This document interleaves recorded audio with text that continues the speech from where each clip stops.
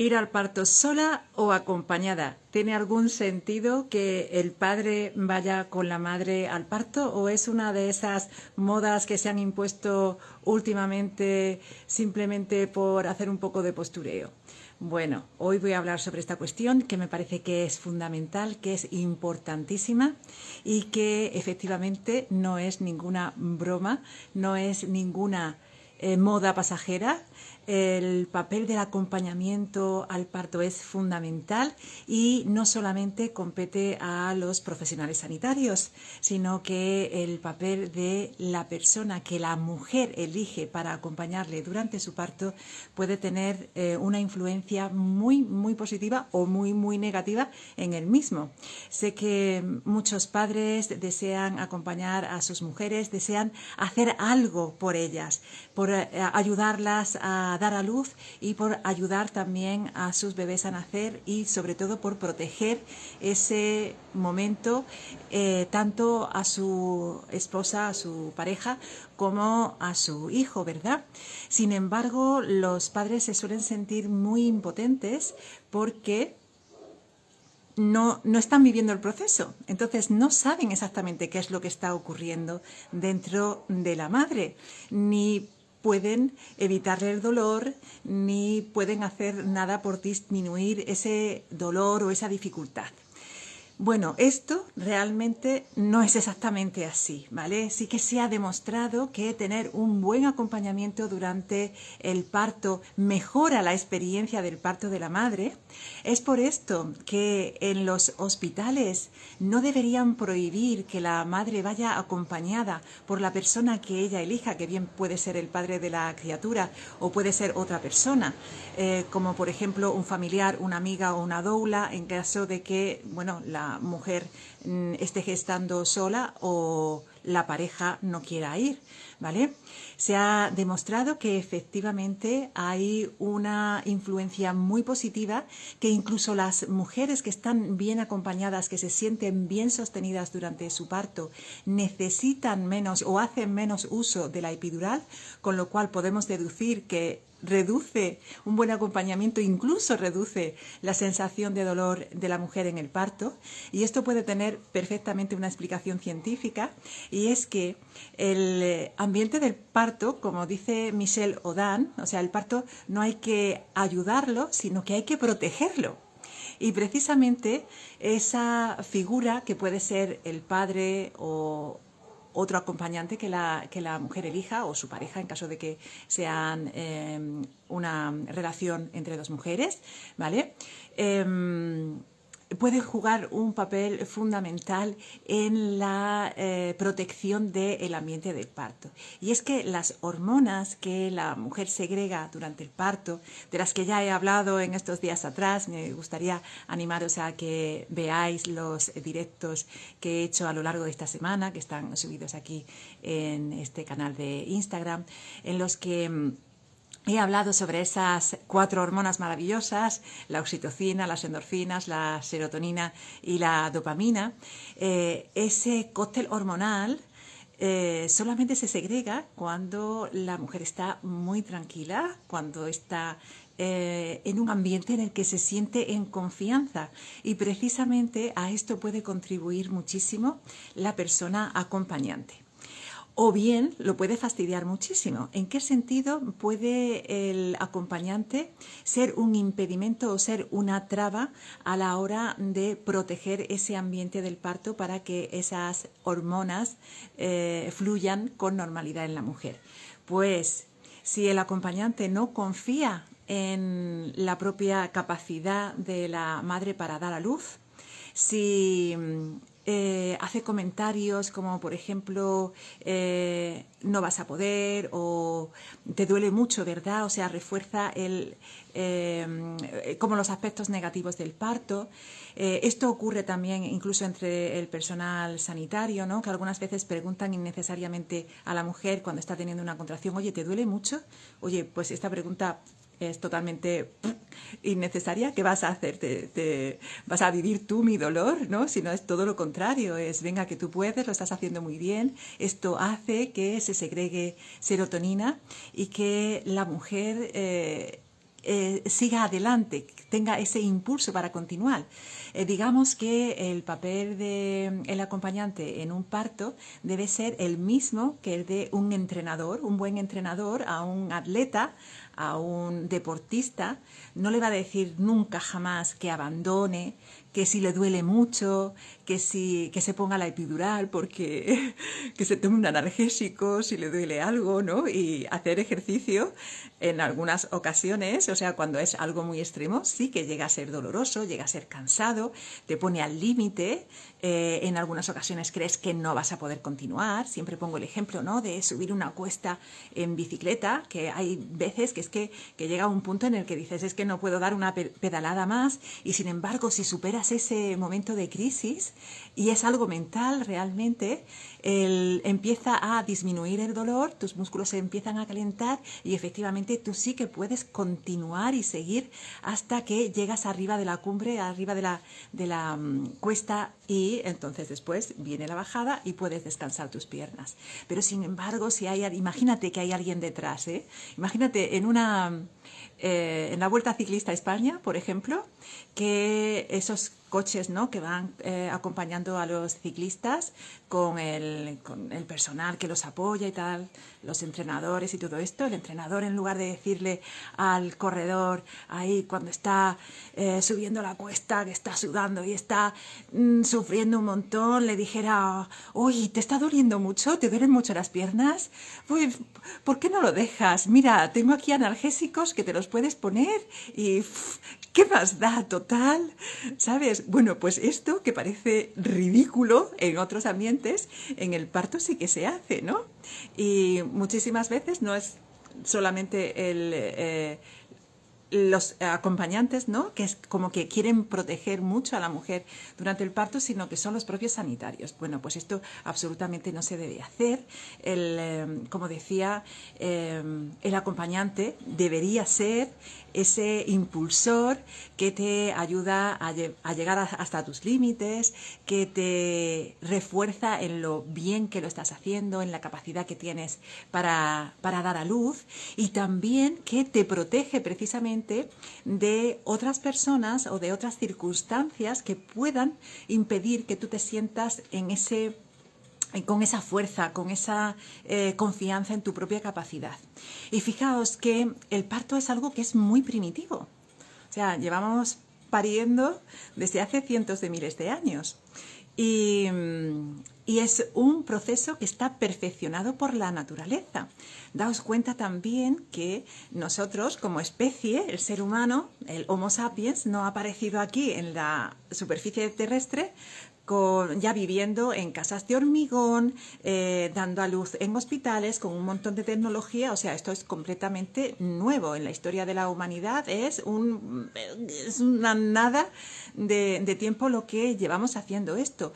Las mujeres han dado a luz en los lugares más inverosímiles, por supuesto, en plena naturaleza, donde hay animales salvajes, donde ocasionalmente puede haber gente de otra tribu que pueda venir a molestar o a guerrear, incluso los propios vecinos que pueden entrar e interferir el proceso. Entonces, el papel del padre, del acompañante, de la figura masculina, digamos, que puede ser perfectamente una mujer, pero digamos que la figura masculina lo que tiene que hacer es proteger precisamente el ambiente del parto para que la mujer se sienta tranquila y confiada. Porque si no te sientes tranquila y confiada, si tienes miedo, tal como expliqué en el primer directo que hice esta semana, en el directo del martes, entonces se activan las hormonas del miedo, la adrenalina y el cortisol, que interfieren con la oxitocina, que no permiten que ésta se produzca o no permiten que la oxitocina se encaje con sus receptores en el útero, y esto hace que el parto se detenga. Por eso hay muchos partos que se detienen, por ejemplo, al llegar al hospital, cuando llegas allí y estás en un lugar extraño, con unas personas extrañas, que visten extraño, que huele raro, ¿vale? Y que además tienes asociado a, bueno, pues a enfermedad, a accidentes, a cosas que no son nada bonitas, ¿no? Cuando esto ocurre, el cerebro mamífero de la mujer se pone en alerta, y la adrenalina hace e interfiere con oxitocina y hace que las contracciones uterinas se detengan. Y además hay otro mecanismo que es a través del sistema nervioso simpático, que os lo voy a explicar en el Open Day mañana, ¿vale? Quiero que todas estéis ahí, que estéis en directo, porque además vamos a hacer muchos contenidos prácticos y hace también que el parto se detenga. Entonces, el que haya una persona a tu lado que te apoya, que te empuja, que te empodera, va a ayudar precisamente a que no se produzca la adrenalina, sino que se produzca la serotonina que te anima a continuar adelante y finalizar tu parto. Porque, como bien sabéis, en otras pruebas físicas, como puede ser, pues, yo qué sé, una carrera o un paseo en bici o una escalada a una montaña, tú puedes decidir cuándo parar.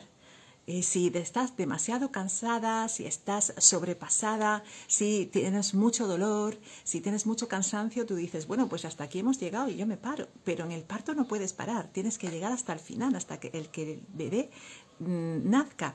Entonces, si tienes al lado a una persona que te está constantemente cuestionando y desempoderando, es muy difícil que llegues a la meta, ¿vale? Y esto algunas veces ocurre con los profesionales sanitarios, porque conozco muchísimos casos de muchísimas mujeres a las que les han dicho 20.000 veces que se pongan la epidural cuando ellas no quieren.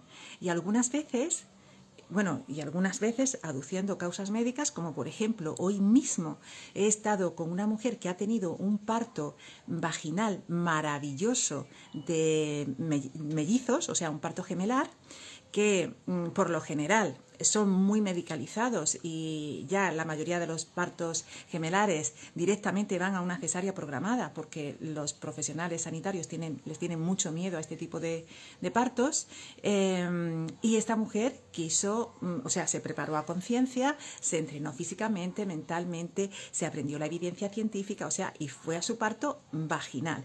Pues durante su parto, que iba súper bien, que además no tenía ni siquiera dolor, el ginecólogo que la atendía se empeñó en que se pusiese la epidural porque si bien el primer bebé venía de cabeza, el segundo bebé venía de nalgas y en caso de haber necesidad de intervenir, de hacerle una cesárea, sobre todo para dar a luz al segundo bebé, pues él quería que la mujer tuviese la epidural puesta. Daos cuenta lo retorcido y la falta de confianza en el cuerpo y en el proceso del parto. Bueno, pues muy bien, a esta mujer, en cuanto se puso la epidural, el parto se le paró en seco, se le paró.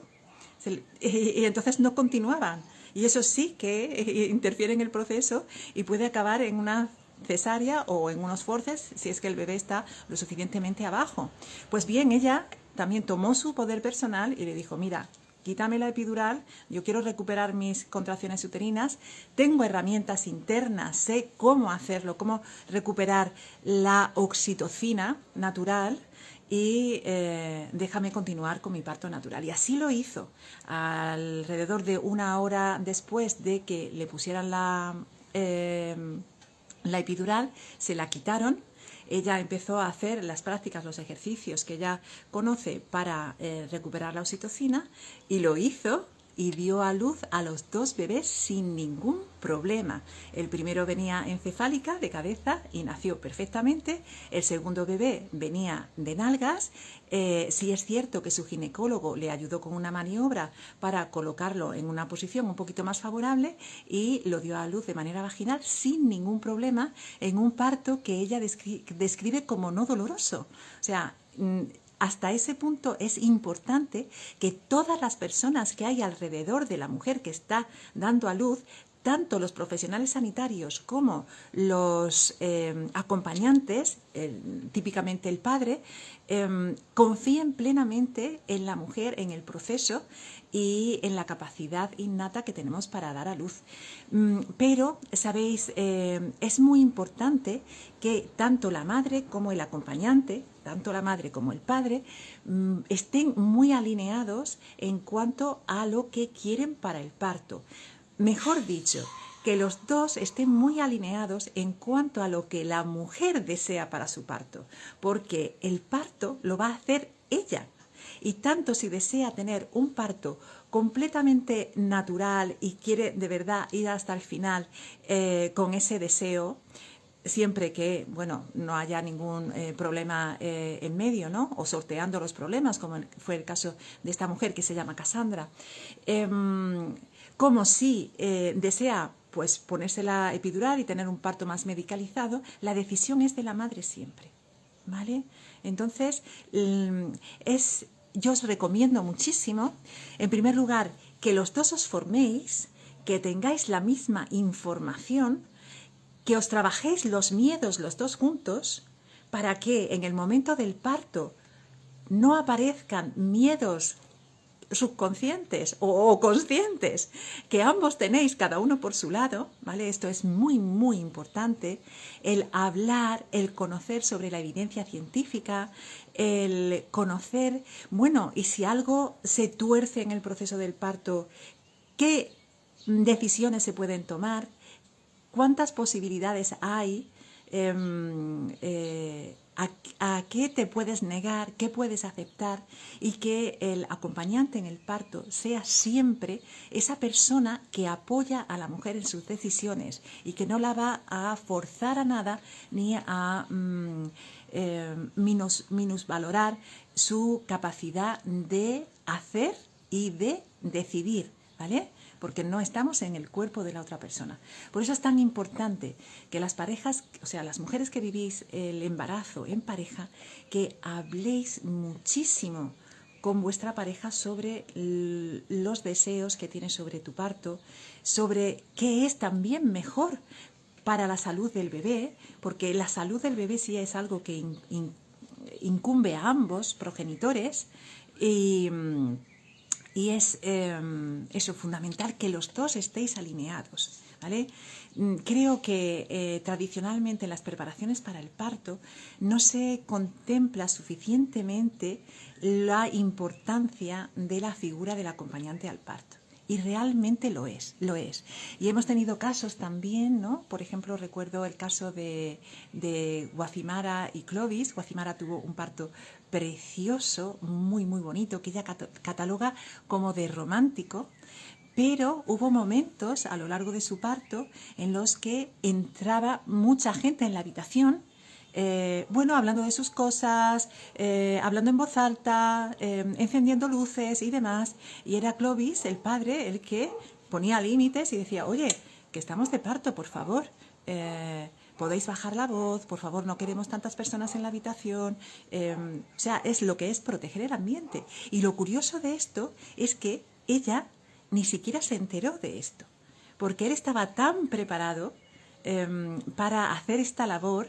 Había trabajado también sobre cómo tratar de manera asertiva con los profesionales sanitarios, que todo esto pasó desapercibido para que ella pudiese seguir en su trabajo de parto, fluyendo con las hormonas, acompañando a su bebé a través del pensamiento, a través del movimiento, aplicando todas las herramientas, los recursos internos que ella había aprendido durante todo ese tiempo de entrenamiento con el método Erasmi. Entonces es muy, muy importante que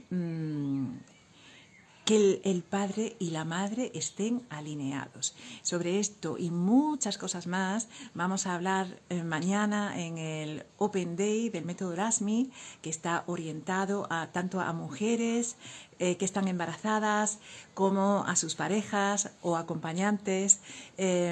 También está orientado a profesionales sanitarias o profesionales del acompañamiento a la maternidad que quieren conocer el método Erasmi por dentro.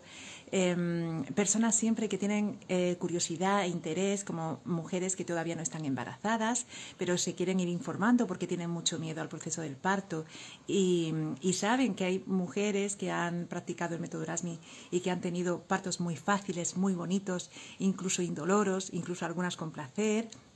Así que sois todos y todas bienvenidos. Venid con ropa cómoda porque nos vamos a mover, vamos a comprobar cuál es la capacidad de nuestro cuerpo para abrirse y para permitir el paso del bebé hacia la vida. Venid preparados para tomar apuntes porque va a haber mucha información teórica, pero teórico-práctica, ¿vale? De esa que cuando se te queda dentro dices, wow, hago clic y ya te cambia la conciencia, porque eso es lo que nos hace falta con respecto al parto. Un cambio de conciencia muy grande, el conocer realmente la maravilla que es el proceso de dar a luz, lo bien que ha diseñado la naturaleza este proceso para que podamos vivirlo en calma, en bienestar, en conexión amorosa con el bebé, y cuán importante es todo esto para el bebé, lo diferente que es para un bebé que está naciendo, que su madre esté aterrada, asustada, inmovilizada, sin sus recursos internos, o que esté todo lo contrario, empoderada, valiente, con muchos recursos internos, sabiendo que ella puede hacerlo, sabiendo también que tiene herramientas tanto internas como externas para poder resolver cualquier eventualidad que venga, ¿no? O sea, el estar verdaderamente informada y poder tomar las decisiones y tener al lado a una persona que te está acompañando también con esa conciencia, que tiene toda la información que necesita tener para hacer un acompañamiento efectivo, para proteger el ambiente del parto y con ello a las hormonas del parto y al propio proceso de dar a luz de la mujer y de nacer del bebé. Y esa es la verdadera función del padre en el parto, que es muy importante, que en la antigüedad consistía en quizá estar en la puerta de la cueva o en la puerta de la choza impidiendo que entrara cualquier animal salvaje, o que viniera el vecino de la choza de al lado a preguntar o a molestar, ¿vale? Mientras la mujer estaba seguramente acompañada de otras mujeres, las mujeres sabias de la tribu, que eran las primeras parteras, las primeras matronas. Se dice que la profesión de partera, de comadrona, debe de ser la primera profesión de la humanidad, del mundo, y mientras digamos, estas mujeres sabias que habían acompañado muchos partos atendían a la mujer tanto emocionalmente como desde el punto de vista, digamos, técnico, que es lo que ahora hacen las profesionales que se forman, ¿no? Y los profesionales que se forman en las carreras sanitarias para resolver eventualidades durante el parto. El padre estaba ahí para garantizar que el ambiente durante el parto era seguro, que nadie iba a venir a alterar ese lugar, y de esa forma la mujer se puede dar al proceso, apagar su neocortes, apagar su mente consciente, su mente pensante, y realmente convertirse en esa mamífera y en esa leona que necesita el parto para que efectivamente ocurra, para que se dé el reflejo de eyección fetal del que tanto he estado hablando estos días, para evitar desgarros, episiotomías, prolapsos, para evitar, en una palabra, que un parto acabe en un trauma para la mujer y también para el bebé, ¿vale? Entonces todo esto es muy importante cuando queremos mejorar la experiencia de parto. Realmente lo que deberíamos de hacer es reflexionar, pensar en el por qué y el para qué la naturaleza ha ideado el parto tal como es, y cómo sería en un ambiente absolutamente natural, en el que no hay ningún tipo de alteración, en el que no hay que intervenir porque realmente no es necesario, y en el que todo fluye con la mayor normalidad. Bueno, he visto que hay por ahí alguna pregunta. Si tenéis preguntas me encantaría que me las hagáis ahora y estoy encantada de responderos. Y mientras voy a buscar esta pregunta de Laura, que dice: a ver, si se rompe la fuente, ¿es necesario tener inducción o podría ser natural? Me pasó con mi primer embarazo. La doctora dijo que se necesitaba inducción porque se me rompió la fuente y tenía 3 centímetros de dilatación. Vale, Laura, mira, esta es la típica intervención absolutamente innecesaria y gratuita que se hace por protocolo o sin protocolo, por una mala información, una mala formación o una mala intención del profesional sanitario, porque sabed que los partos que son acelerados o que son inducidos con oxitocina sintética tienen muchísimas más probabilidades de tener otras intervenciones, entre ellas la colocación de la epidural, que acabe en forceps, en cesárea y otra serie de cosas que hay entre medias, ¿vale? Entonces, el que una mujer rompa la fuente y solamente esté de 3 centímetros de dilatación no es indicación de absolutamente nada, ¿vale? Salvo que hubiese algo alarmante, ¿vale? Salvo que estuviese el agua manchada de sangre, llena de meconio o algo así, en cuyo caso ya habría que valorar otras cosas, ¿vale? Pero con mucha frecuencia, los partos se desencadenan precisamente rompiéndose la bolsa. Algunas veces la bolsa se rompe de una manera, digamos, espectacular, ¿no? Como en las películas. ¡Ah, he roto aguas y chas! De repente un charco de agua ahí debajo, ¿vale? Muy pocas veces ocurre así. Algunas veces es una fisura en la que va goteando y goteando y goteando y no hay que hacer realmente nada. Normalmente, cuando se rompe la fuente, el parto se va a desencadenar por sí solo, de manera natural, en las siguientes 24 horas. Lo que hay que procurar en esos casos es no hacer cosas, ¿vale?, que favorezcan una infección, como hacer demasiados tactos vaginales, empezar a interferir en el proceso, acelerar, bla, bla, bla, bla, bla, bla. ¿Veis? Es tan importante que las mujeres se informen sobre los procedimientos médicos, sobre lo que sí es normal y sobre lo que no es normal, sobre cuándo verdaderamente hay que inducir un parto o cuándo se puede esperar, cuándo es seguro hacerlo y cuándo no. Y hay tantas pequeñas circunstancias alrededor del parto que muchos sanitarios con muy poca ética o muy desactualizados aprovechan para hacer intervenciones completamente innecesarias que llevan a una mayor intervención y que por lo tanto también llevan a un mayor trauma, tanto físico como emocional para la madre y para el bebé, y también a un mayor ingreso monetario, porque el dinero está ahí. Una cesárea le cuesta a la sanidad más del doble que un parto vaginal, ¿vale? Entonces, especialmente en las clínicas privadas, el tener, mientras más intervenciones tengan, más tiempo de hospitalización hay y más cobran a los seguros, ¿vale? Entonces hay un tema ahí que también es meramente económico. O sea, si las mujeres, si las parejas se prepararan a conciencia, si supieran verdaderamente cuál es la ciencia que hay detrás del parto, si supieran verdaderamente cuáles son sus recursos internos para dar a luz y para resolver situaciones, incluso cuando algo se desvía de lo normal, y casi siempre hay algo en el parto que se desvía de lo normal y hay que reconducir el parto.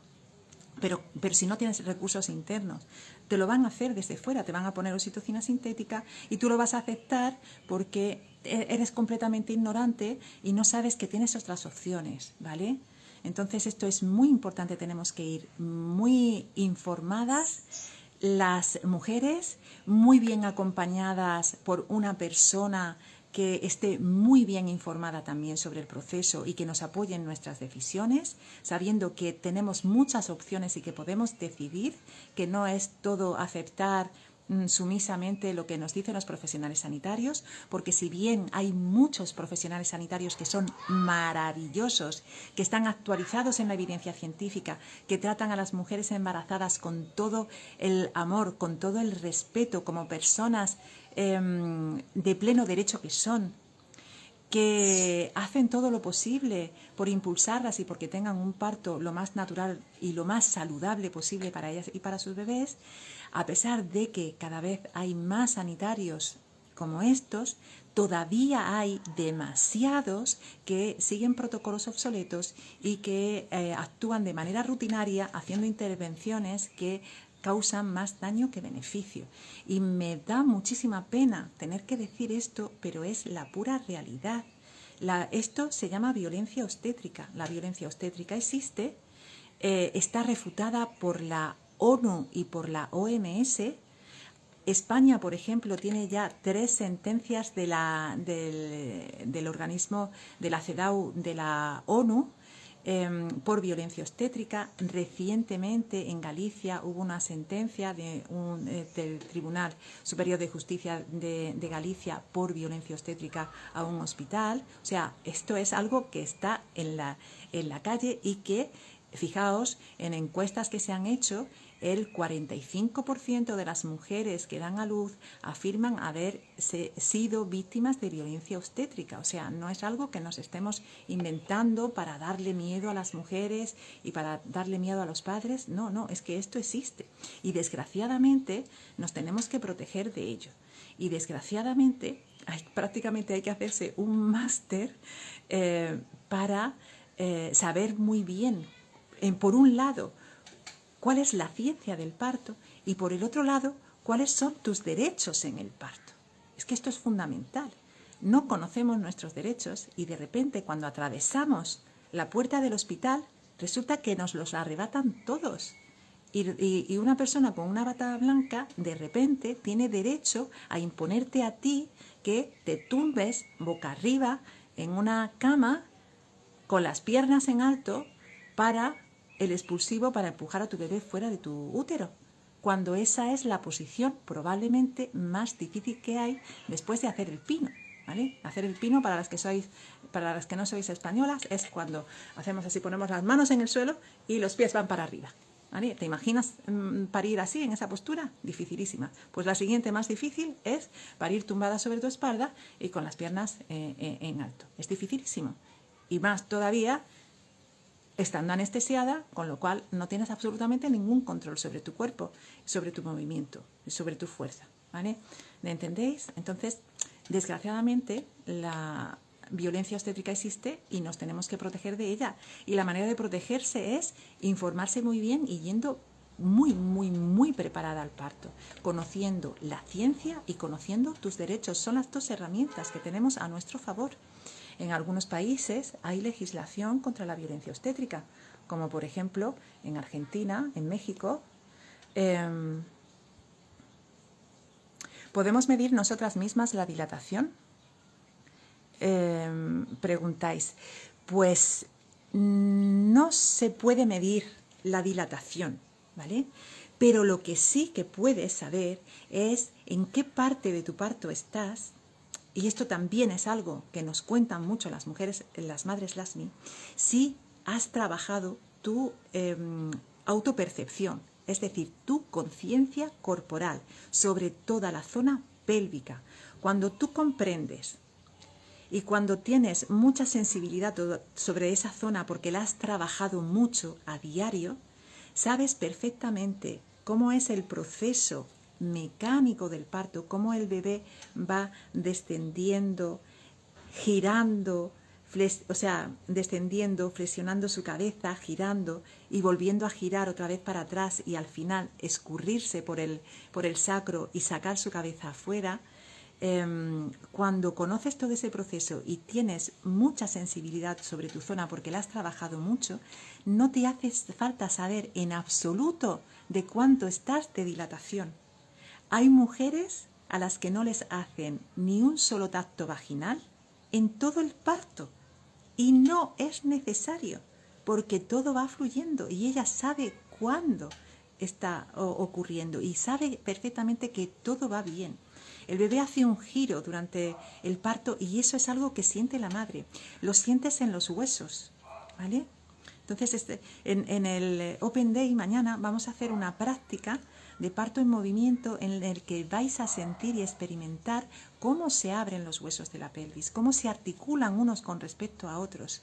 Es súper fácil y incluso los hombres que tienen menor movilidad pélvica lo vais a poder sentir. Así que por favor, por eso venid con ropa cómoda porque nos vamos a mover, venid con muchas ganas de aprender, estando muy presentes, apagando todo lo demás. Van a ser 4 horas, va a ser muy intensivo, va a haber mucha teoría, mucha práctica que después vas a poder aplicar en tu parto, pero es que realmente eso es lo que te lleva a tener un parto saludable, o sea, sano, para ti y para tu bebé.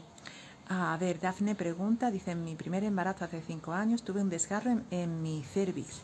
¿Es posible que pueda volver a desgarrarse si tengo parto natural de nuevo? A ver, no sé por qué tuviste un desgarro en el cervix. ¿Es posible que te obligaran a empujar cuando todavía no estabas dilatada? La cuestión es, cuando hemos tenido un parto previo traumático, Dafne y todas las que estén escuchando, con muchísima más razón nos tenemos que preparar lo máximo posible para tener un parto lo más natural posible. El cervix no se tiene que desgarrar en absoluto si lo que hace el cervix durante el parto es dilatarse, abrirse. Ese es el mecanismo que propician las hormonas del parto, ¿vale?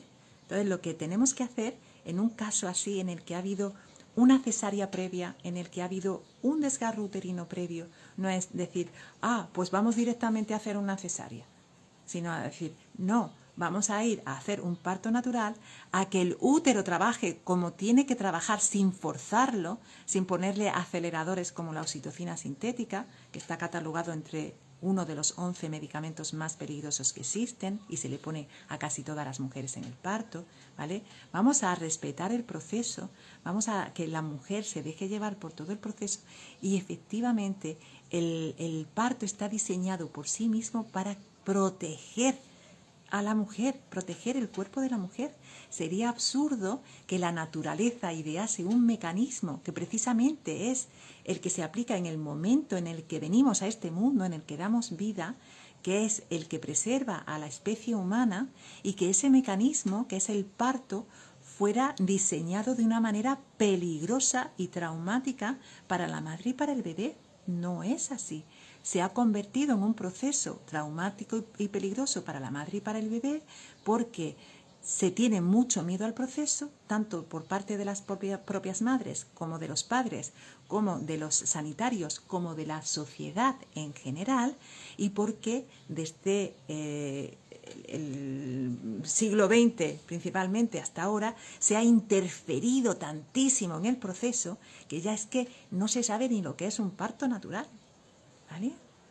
Entonces, esa es mi recomendación, que si has tenido un parto traumático previo, o sea, para el siguiente te prepares al máximo para que no ocurra nada de eso. A ver, Leslie, tenía ya 8 de dilatación y la doctora me rompió la fuente, pararon mis contracciones y me pusieron oxitocina. ¿Romperla es necesario? Romper la fuente es que es tremendo. Mira, me da una pena leer estas cosas. Rara vez romper la fuente es necesario. Os tenéis que informar. Rara vez romper la bolsa de líquido amniótico es necesario, salvo que se quiera inducir el parto por algún motivo médico justificado, ¿vale?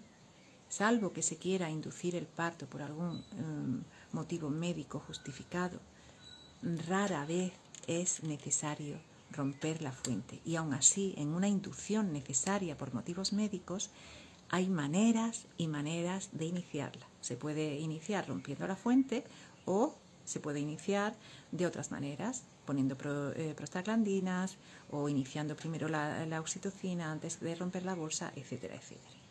¿Vale? Siento muchísimo, Leslie, lo que te ocurrió. Siento muchísimo también la experiencia de Dafne. Mujeres, todo esto no debería de ocurrir. Los profesionales sanitarios deberían de actuar de otras maneras. Y nos tenemos que informar muy, pero que muy bien sobre cuándo sí de verdad están indicadas unas intervenciones y cuándo no lo están, cómo evitarlas y cómo vivirlas cuando realmente sí que están bien indicadas, porque algunas veces sí que son necesarias, ¿vale? Y entonces en ese caso bienvenidas sean. Pero en ese caso nosotras tenemos que estar formadas, y nuestras parejas también, para minimizar el impacto que las intervenciones tienen en nuestra salud y en la de nuestro bebé. Y eso es algo que tampoco nos enseñan, ¿vale? O sea, nos llevan a intervenciones muchísimas veces sin necesidad, las vives como una experiencia traumática o las vives con normalidad porque, como te han contado historias tan terribles de los partos, crees que eso es lo normal cuando no es normal en absoluto, ¿vale? Y te vas con ese trauma totalmente inconsciente a tu casa, creyendo que, bueno, que te han salvado la vida, cuando en realidad te la han salvado después de haberla puesto en riesgo, ¿vale? Esto es una pena muy grande. Entonces tenemos que ir muy bien informadas para que esto no nos ocurra. ¿Y sabes qué es la pena? La pena es que el parto puede ser una experiencia tan bonita, tan gratificante, tan empoderadora para la madre. Las mujeres que dan a luz de manera absoluta, totalmente natural, se sienten tan poderosas, independientemente de que hayan vivido el parto con dolor o sin dolor o con placer o siendo un parto orgásmico o lo que sea. Es que es una experiencia tan poderosa y nos la están robando. Es una pena. No os dejéis robar esta experiencia. Eso es precisamente lo que yo sentí en mi parto. Yo tuve una inducción innecesaria y una cesárea innecesaria, teniendo unas contracciones uterinas que no me dolían absolutamente nada a pesar de la oxitocina sintética. Sobre esto os voy a contar mucho sobre por qué a mí no me dolían las contracciones uterinas durante mi parto, porque ahí está la clave del parto sin dolor. Por eso muchas mujeres que realizan el método LASMI dan a luz sin dolor, incluso con placer, ¿vale? Gracias a esa información que tuve, a la investigación posterior que hice durante mi experiencia de parto. Pero lo que yo extraje de esa experiencia, más allá de esa información de que se puede parir sin dolor efectivamente, que es maravilloso, es que me robaron el parto. Que yo podría haber tenido un parto fantástico, precioso, indoloro, poderoso, y me lo robaron. ¿Por qué? Porque sí, sin ningún motivo médico. Entonces, claro, no es lo mismo entrar en la maternidad con el poder del parto, sintiéndote el ser más poderoso de la tierra, que con una intervención que no sabes si ha sido necesaria o innecesaria, porque yo en aquel momento pensé, bueno, pues han salvado la vida de mi bebé, el parto no iba y la han sacado, ¿qué le vamos a hacer? Hasta que después, investigando, me di cuenta de que para nada había sido algo normal ni necesario, que eso tiene un nombre que se llama violencia obstétrica y que no soy la única a la que me ha ocurrido, desgraciadamente. ¿Vale? Entonces, es que nos tenemos que formar. A ver, dice Dafne, mi bebé era muy grande según la doctora. Vale, Dafne, mira, antes de ayer entrevisté a una de nuestras madres que se llama Susan Toro, que mide 1,60 m, es una mujer relativamente baja, delgada, latinoamericana. Las latinoamericanas no sois muy altas, porque los indios nativos del Sudamérica no eran muy altos. Sin embargo, han estado dando a luz las indias americanas desde hace decenas de miles de años en mitad de la selva, sin ningún problema, ¿vale? Bueno, pues esta mujer dio a luz a un bebé de 4,2 kilos, en un parto que ella califica como muy intenso, pero no doloroso, o sea, con mucha intensidad en las sensaciones físicas, pero no dolorosas. Su parto fue sin epidural, fue sin dolor, ¿vale? Sí, con intensidad, pero es que su periné estaba completamente intacto, no tuvo desgarro ninguno, porque tuvo ese reflejo de eyección fetal del que yo hablo.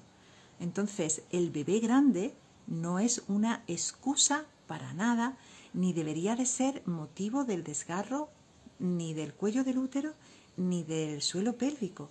Habría que ver, Dafne, claro, es muy difícil que yo te pueda responder y darte una... Incluso a lo mejor, bueno, muy probablemente necesitarías que sea una matrona que es más experta en los procedimientos médicos. Nosotros tenemos a nuestra matrona Yolanda Cores en nuestra formación para las madres, que analice tu parto y vea qué es lo que pudo pasar para que eso ocurriera. Pero sobre todo, esto ya ha pasado, es necesario, por supuesto, sanarlo a nivel emocional, a nivel físico también, pero es que si estás de nuevo embarazada, lo que es necesario es procurar que esto no vuelva a ocurrir, independientemente del tamaño del bebé. O sea, las mujeres gestamos bebés que podemos parir, obviamente. Las mujeres que estamos ahora mismo aquí sobre la faz de la tierra somos las descendientes de las mujeres que pudieron dar a luz, porque las mujeres que no pudieron dar a luz por algún motivo murieron y esos bebés se extinguieron, ¿vale? No continuaron ese linaje, esa estirpe, ¿de acuerdo? Entonces, es algo que llevamos en los genes. El problema del bebé grande es que te pongan la epidural, que te postren sobre una cama, que no te dejen moverte. Ese es el problema del bebé grande.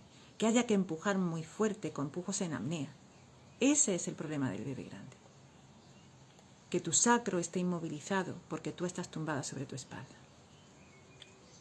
Que no se respete el proceso y te estén invalidando constantemente y no tengas ese reflejo de eyección fetal en el que todo se abre y el útero y el vientre empujan coordinadamente, de una manera involuntaria, sin trauma, ni para el cervix ni para el perine. Emocionada y lista para el Open Day hoy por la madrugada desde México. Muy bien, fenomenal. A ver, mi bebé no se posicionó de cabeza y me tocó cesárea. Hice ejercicios de volteo con matrona y nada. ¿Por qué habrá sido? Vale, algunas veces los bebés se colocan de nalgas. Es decir, que en lugar de poner su cabecita hacia abajo, están sentados. Y ese es un parto vaginal que es posible también. De hecho, a mí me resulta muy curioso porque hay estatuillas y hay imágenes muy antiguas de partos de nalgas en los que se ve que el bebé saca primero sus pies, algunas veces sacan los pies los dos a la vez hacia adelante, otras veces sacan el culete. Hay vídeos de partos de nalgas en los que se ve cómo perfectamente es factible, ¿vale? Lo que pasa es que, si bien antes todos los médicos y todas las matronas estaban entrenados por sus estudios médicos en atender este tipo de partos, porque pueden tener algunas complicaciones algunas veces y hay que saber cómo atenderlos, ¿vale? Como la técnica de la cesárea se ha desarrollado tanto y es tan cómoda y tan rápida para los sanitarios, te ponen la anestesia, te cortan, sacan al bebé, cierran otra vez y en 15 minutos se ha acabado. O sea, es una operación quirúrgica súper rápida. Pues claro, ¿para qué vas a estar ahí horas y horas acompañando a una mujer que tiene un parto vaginal de nalgas? Que además no estás formado para atender algún tipo de eventualidad, ¿vale? Ese es el problema, que no están formados. Pero ahora cada vez más hay más sanitarios que se forman en la atención al parto de nalgas y algunas veces, en algunas ocasiones, los partos de nalgas son súper fáciles. Ahora, ¿qué es lo que no hay que hacer? Por lo mismo de siempre, ponerte la epidural, inmovilizar a la mujer, desvalorizarla, no permitir que las hormonas fluyan, etcétera, etcétera. Ir muy preparada al parto es lo que tienes que hacer, física, emocionalmente, con la información correcta y, por supuesto, si tienes un bebé que está de nalgas, buscar a unos profesionales sanitarios que sí sepan atender este tipo de parto, porque el parto de nalgas es perfectamente factible, ¿vale? Entonces, el que un bebé esté en esa posición no es algo patológico, es algo que entra dentro de lo normal, ¿vale? ¿Por qué no se giran con los ejercicios? No siempre se giran con los ejercicios, ¿vale? Hay bebés que por lo que sea deciden venir en esta posición. Y digo deciden entre comillas. Algunas veces puede ser que haya algo que le impida moverse. Y en ese sentido tiene mucho que ver la postura de la madre. Los hábitos posturales de la madre son muy... tienen una influencia muy grande en cómo se coloca el bebé. Entonces hay que tener primero muy buen ejercicio físico y que ese ejercicio físico esté orientado a mejorar la postura de la madre, porque eso repercute en la postura del bebé. También tiene que ver con los músculos psoas. Ayer hice un directo sobre el ejercicio físico durante el embarazo y hablé de que estos músculos pueden interferir y los músculos psoas tienen mucho que ver con el tipo de ejercicio físico que haces, con el sedentarismo y también con las emociones, porque son dos músculos que están muy asociados a la emoción del miedo, ¿vale? Entonces, porque todo esto es físico y es emocional también. Entonces hay que trabajarse la postura, el ejercicio y los miedos. Y luego hay otro factor que puede también influir, que es dónde está posicionada la placenta dentro del útero. A lo mejor la posición de la placenta y la longitud del cordón umbilical en algunas situaciones pueden dificultar o hasta llegar a impedir que el bebé se coloque de cabeza y que por eso se coloque de nalgas, ¿vale? Creo que he respondido a la duda. A ver, venga, que hoy estás preguntando mucho y me encanta. ¿Es posible pedir a los doctores en qué posición tener a tu bebé? He tenido amigas que han preferido esperar a lo último de su parto para poder parir en posición que ellas elijan, pedir acostadas. A ver, mira, sobre esto vamos a hablar mañana en el Open Day. Ay, no sé pronunciar tu nombre. Este es el tipo de pregunta de ¿es posible pedir a los doctores en qué posición tener a tu bebé? Mira, este es la típica pregunta que una mujer no se debería hacer en absoluto. Esta es la pregunta que demuestra que la violencia obstétrica existe y está absolutamente normalizada por nosotras mismas. Por nosotras mismas. A ver, ¿es posible que un doctor te diga cómo tienes que comer?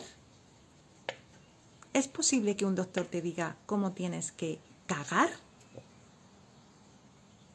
Tú no vas al parto a pedirle permiso a nadie cómo hacerlo. Tú vas al parto a dar a luz a tu bebé de una manera saludable para ti y para él. No vas al parto a pedir permiso. Y esta pregunta que me la hacen muchísimo, y mi amor, te lo digo, es que no sé pronunciar tu nombre, la Koshi, te lo digo con todo el cariño, porque me lo hacen muchísimas mujeres esta pregunta, muchas mujeres. En cada vez que tengo un directo, cada vez que enseño los movimientos del parto, cada vez que explicamos la fisiología, la anatomía, todo esto, las mujeres me dicen, ¿y esto me lo van a dejar hacer en el parto? Esa es la muestra evidente de la violencia a la que estamos sometidas las mujeres y a la sumisión que tenemos nosotros. Tú imagínate que te vas a un restaurante, ¿vale? Que te pides un filete de ternera y que el dueño del restaurante te dice, pero es que aquí, en este restaurante, el filete de ternera, señora, se lo tiene que comer usted tumbada sobre su espalda. Y en lugar de cortarlo con un cuchillo y un tenedor, ¿vale? Se lo vamos a pasar en una batidora y se lo hacemos un puré. Pero ni siquiera se puede beber el puré, ¿vale? Se lo vamos a meter con una sonda nasogástrica directamente al estómago. Y además le vamos a meter una serie de medicamentos en su estómago para que le haga la digestión al filete de ternera, ¿vale? ¿A ti te parece que eso es normal? ¿Tú aceptarías una cosa así? Pues eso es lo que estamos aceptando en nuestros partos. Así de claro, es que no te lo puedo decir de otra manera. A ver, ¿qué más cosillas hay por aquí? Vale. Uy, me lo has preguntado 3 veces. Vale. Yo tuve una inducción. Vale, ahora Dafne nos cuenta un poquito más sobre su parto. Yo tuve una inducción, rompí mi fuente con meconio y al salir mi bebé, según era muy grande y me desgarró el cervix y casi muero en una hemorragia. Lo siento muchísimo, mi amor. Quiero prepararme para mi segundo parto y tengo miedo. Pues te tienes que preparar a conciencia, no tiene por qué volver a ocurrir esto. Si había meconio, entonces sí que hay una prisa porque el bebé salga, ¿vale? Este caso te lo debe de explicar una matrona, ¿vale? Porque yo tengo los conocimientos que debería de tener toda usuaria, pero las profesionales que saben sobre el parto natural son las matronas, y los profesionales que saben sobre el parto patológico son los ginecólogos, ¿vale? Entonces, son ellos los que tienen que determinar con meconio cuál es el procedimiento a seguir. Pero esto no quiere decir que tú acates lo que te digan, sin más, ¿vale? Sino que tú debes de estar lo suficientemente informada como para saber si efectivamente debes de aceptar esa intervención y saber también si hay otras opciones, ¿vale? Esto es muy importante. Y Dafne, hay que sanar esa experiencia de parto previa, porque seguro que tienes unos miedos ahora mismo que son lógicos porque has vivido una experiencia de parto muy traumática antes, ¿sí?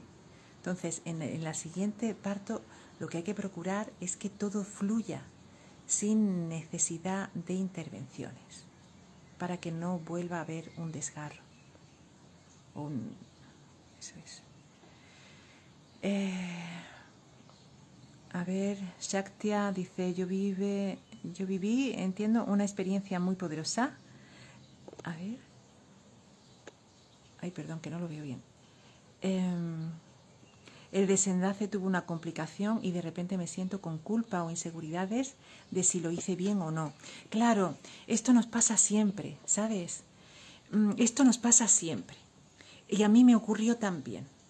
Como yo a mi parto fui totalmente confiada de que los doctores eran los que sabían y los que tenían que actuar y yo iba a acatar lo que ellos dijeran sí o sí, y cuando averigüé que efectivamente nada de lo que me habían hecho era necesario, pues ¿qué iba a sentir yo? Pues muchísima culpa, que me acompañó durante 7 años, de terapia en terapia, de formación en formación, para sanarme yo misma, pero también para ayudar a que a otras mujeres no les pase esto. Y para ayudar también a sanar a otras mujeres esa experiencia de parto, ¿vale? Traumática. Y ¿sabes qué? Lo que te puedo decir, Shaktia, digo bien tu nombre, es que no tienes culpa de nada. Que hacemos lo que podemos con la información que tenemos, con los recursos que tenemos y con el nivel de conciencia que tenemos sobre las cosas en cada momento.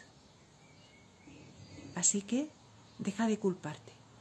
En todo caso, los que tienen responsabilidad sobre hacer intervenciones que son innecesarias y que causan más trauma y que causan, pues eso, más culpa en las madres, son los profesionales sanitarios, que son los que verdaderamente tienen que estar actualizados y tienen que tratarnos a nosotras, las usuarias, con el máximo respeto y con el máximo amor a nosotras mismas como seres humanos y como pacientes, a sus pacientes, ¿vale? Pues debido a su profesión.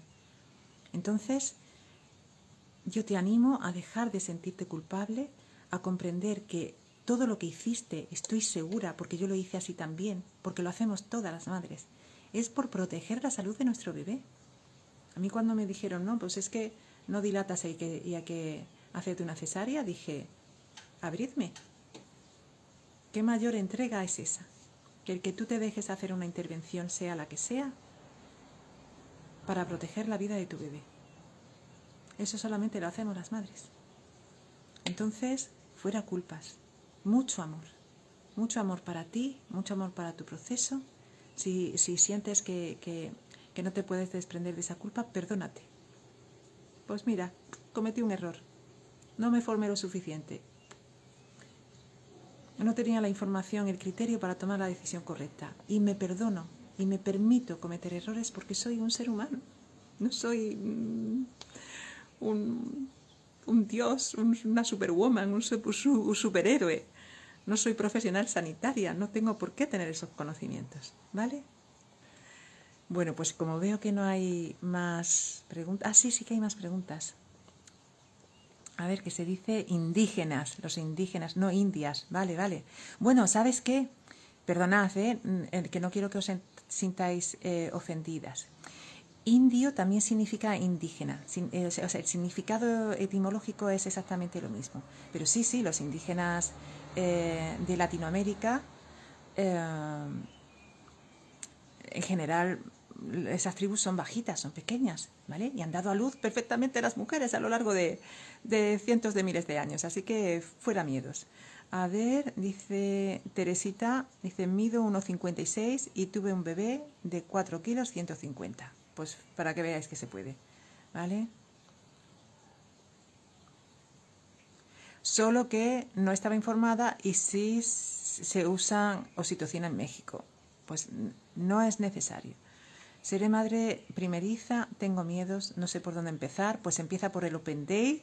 Empieza por verte todos los directos que me he dejado grabados aquí en Instagram, y por apuntarte al Open Day, que lo vamos a hacer mañana en vivo, desde las 10 de la mañana hasta las 2 de la tarde, que tienes el enlace en mi link de la bio, en el link de aquí del Instituto Método LASMI, y que también puedes obtener si nos escribes por mensaje privado o si nos escribes un comentario en el que diga Open Day, y nosotros te mandamos ahí automáticamente por mensaje directo el link para inscribirte. Oh, cuánta gente hay aquí. Oye, muchísimas gracias, que hoy está siendo un directo multitudinario. Es toda una experiencia. Ojalá un día podamos compartir. Si justo eso también quiero que no les pase a otras mujeres. Muy bien, cariño. Pues mira, este es el lado transformador que tiene la violencia obstétrica, que a muchas de las mujeres que nos ha ocurrido, no a todas, pero a muchas de las mujeres que nos ha ocurrido, nos ha tocado algo tan profundamente dentro que trabajamos ahora para que no les ocurra a ninguna más. Y eso es un regalo para la humanidad. Y eso es lo que va a hacer que cambie la historia del parto y nacimiento. No solamente el nuestro individual, sino el del resto de las mujeres y de la humanidad. Y es fundamental para la humanidad. Justo lo que dices, así me hicieron sentir los médicos. Mi trabajo de parto fue en casa, quería que ahí naciera, pero llegamos al hospital porque me dematicé la vulva. Vale, pues sí, si es que siempre hay algún motivo para intervenir. Lo que hay es que estar muy conscientes y muy bien informadas para saber cuándo sí debes aceptar una intervención y cuándo no, y también para saber, para tener recursos para transitar y vivir una intervención causando el mínimo de los perjuicios para tu salud, tanto física como emocional, y para la salud de tu bebé. Así es. Y con esto, amores, muchísimas gracias, porque este directo ha sido con mucha interacción y esto me gusta mucho por vuestra parte. Me da lugar a que verdaderamente os pueda servir, os pueda dar información que sea valiosa para vosotras verdaderamente, así que estoy muy muy agradecida. Espero veros mañana en el vivo. Va a ser un taller muy interactivo a pesar de ser online. Lo vamos a hacer en Zoom en directo, pero también lo vamos a emitir a través de YouTube, porque hemos visto que la emisión por YouTube tiene mayor calidad de imagen y de sonido que la que se emite por Zoom.